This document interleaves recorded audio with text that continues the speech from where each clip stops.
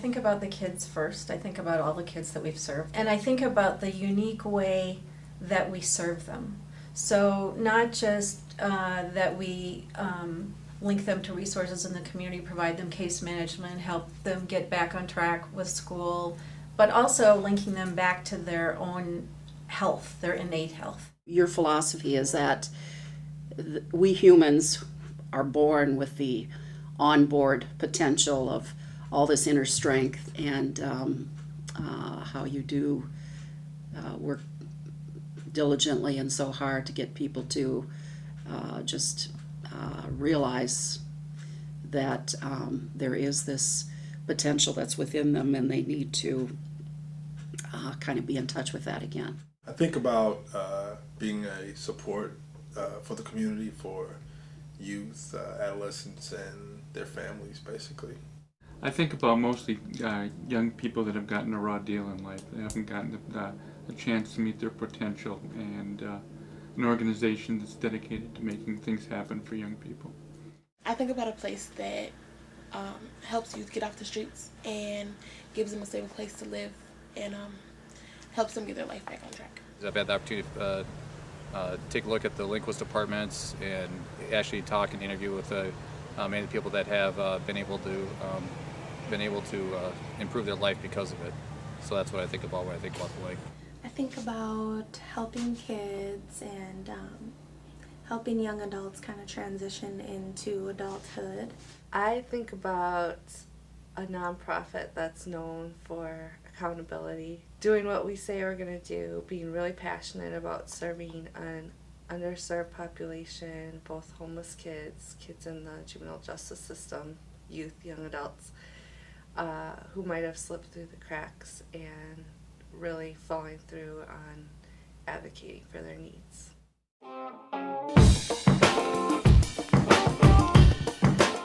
I actually work for Project Potential. I'm a truancy prevention case manager. Back in the early 90s, Jim Marshall and Oscar Reed came to my husband, Leonard Lindquist, and asked if he would counsel them regarding all that one would need to set up an organization.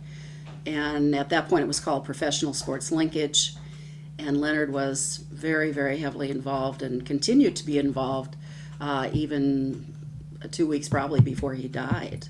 I actually work for 3 foundations here in the community: the Mardag Foundation, the F.R. Bigelow Foundation, and the St. Paul Foundation.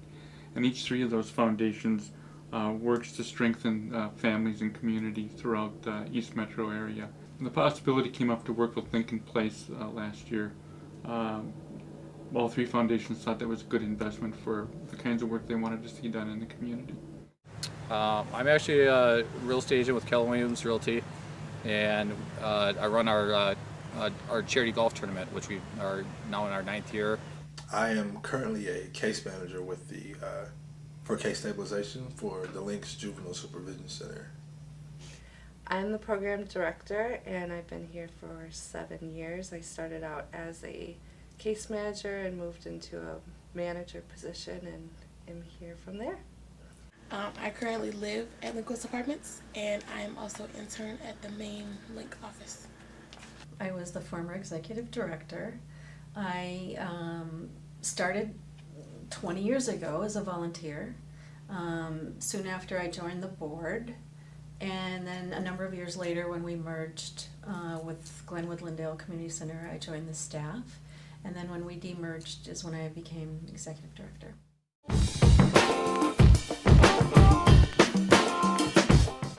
They helped me, like I said, build my life up. They helped me be in an environment that is healthy. They helped me keep stable housing and start college.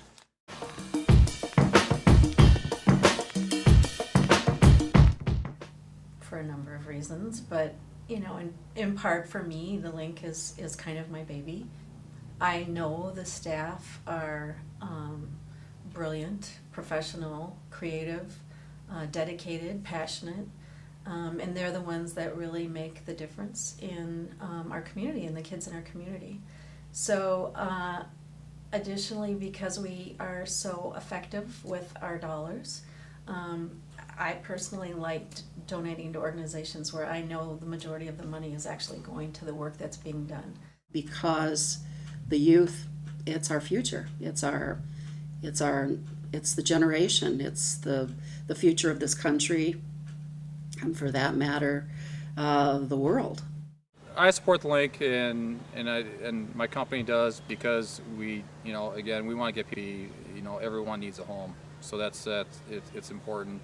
Well, I think mainly because the link is successful.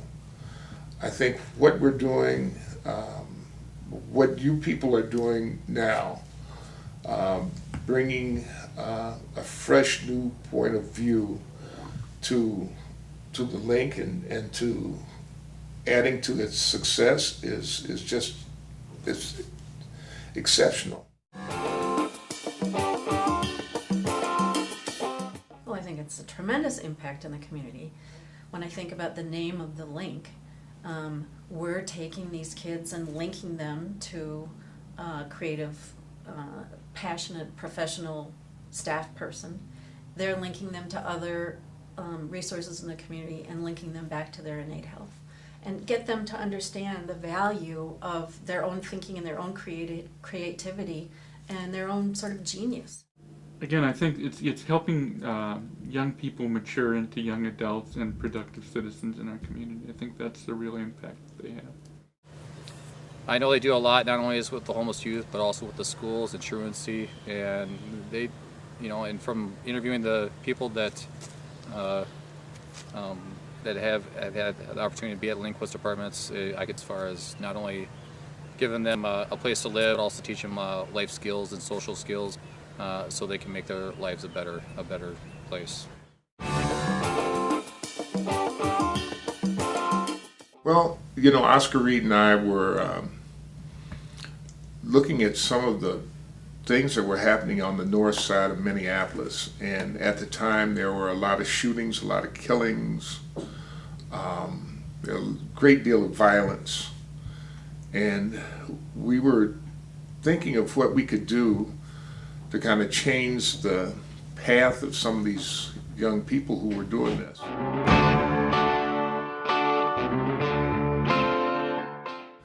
We thought we need something a little more than just the rhetoric. It would be wonderful to have intense programs to teach these young people that it was their thinking really that was motivating them to act out the way that they were acting out.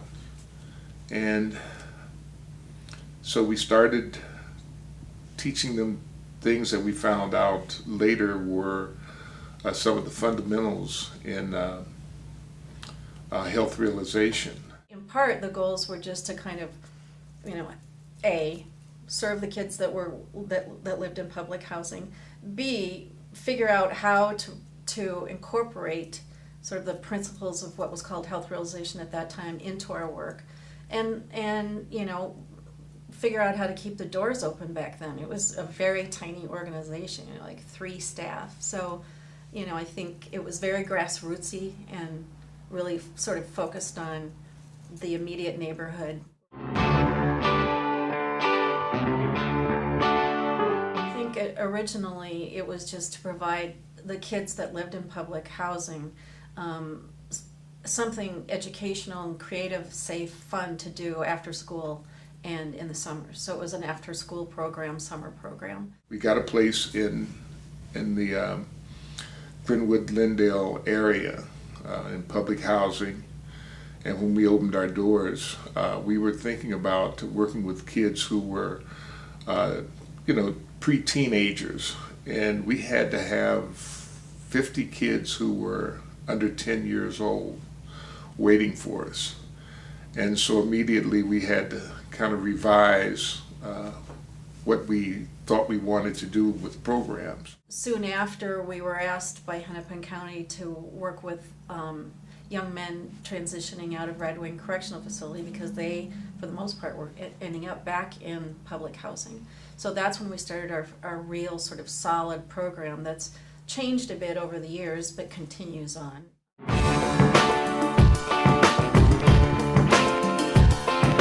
Well, it's grown a lot, from whatever 3 or 4 staff to 50 some odd staff.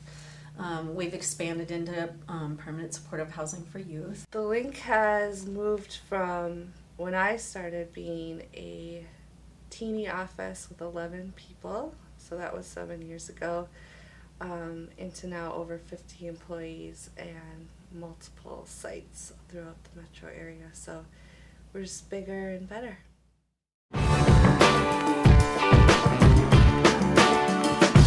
Probably Lindquist Apartments, only because it was sort of a wild notion that I had however many years ago after watching a 60 Minutes episode, and trying to pull that together in Minneapolis that didn't have permanent supportive housing for youth.